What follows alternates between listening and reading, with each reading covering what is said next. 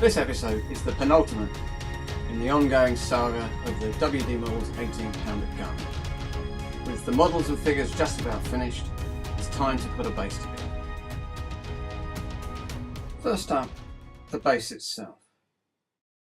At a local general craft show, a woodworker was selling offcuts of various types of wood, all at reasonable prices, and I bought a few. The one I've selected is made with lacewood, has a shape rather like a footprint, and was a princely £3 in cost.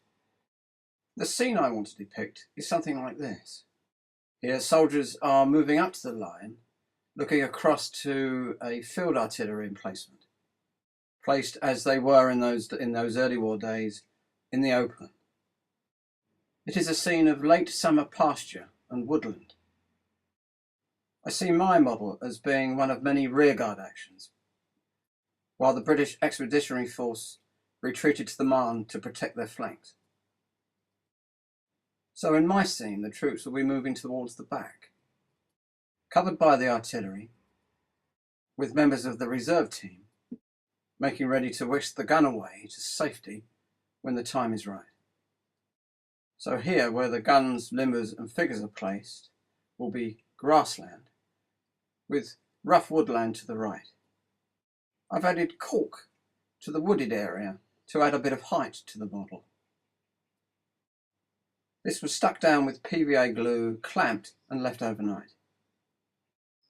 When dry, I covered this heightened wooded area with celluclay, a papier-mâché type material that sets rock hard. Into this still wet mixture I pressed some sand and small stones. I didn't like the look of that fallen tree root, so I've moved it and it'll appear elsewhere on the model when finished. The celluclay mixture was allowed to dry overnight before giving it an all-over coating of a dark brown colour. It then received several coats, successively lighter shades of brown, yellow and sand. It then received a dry brushing of very light greys and yellows. Then it was time to add the grass. For this I used a mat made by Model Scene, based I think in the Czech Republic. I first saw these grass mats at Euromilitaire in September 2013, and I was really taken with the product. They're by far the best artificial grass mats that I've seen. This one depicts a late summer pasture with small stones and bare patches of earth. The stand that I saw at Euromilitaire was Reality in Scale. They are based in Holland and do a very good mail order service. I'll put a link in the notes.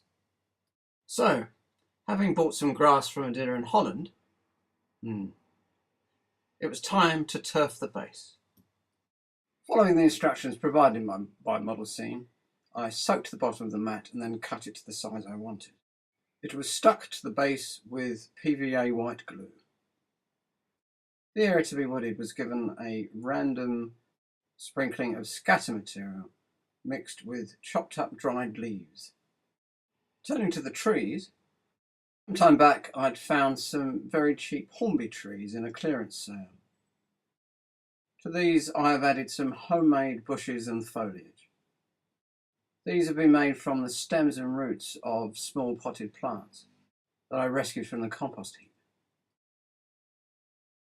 These were shaped, sprayed with firm hold hairspray, and while still wet, dipped into scatter material, mixed with chopped up autumn leaves that I gathered and dried last October.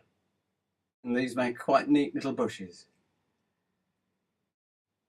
Holes were drilled into the basework and the trees were stuck in with PVA glue. This is it just about done, although I'm sure it'll get tweakage before the final reveal.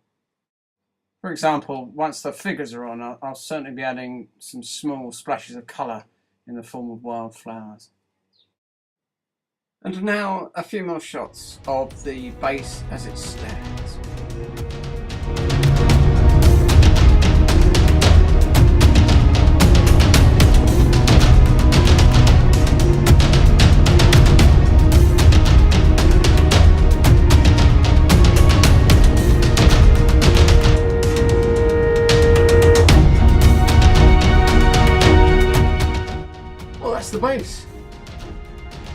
that's left now is to dress them. I hope to have the final reveal shots ready by this time next week, or maybe before. I truly hope that you'll come back and see them. In any event, thank you for stopping by. So, it's goodbye for now. Thank you for watching, and I hope that you'll come back soon.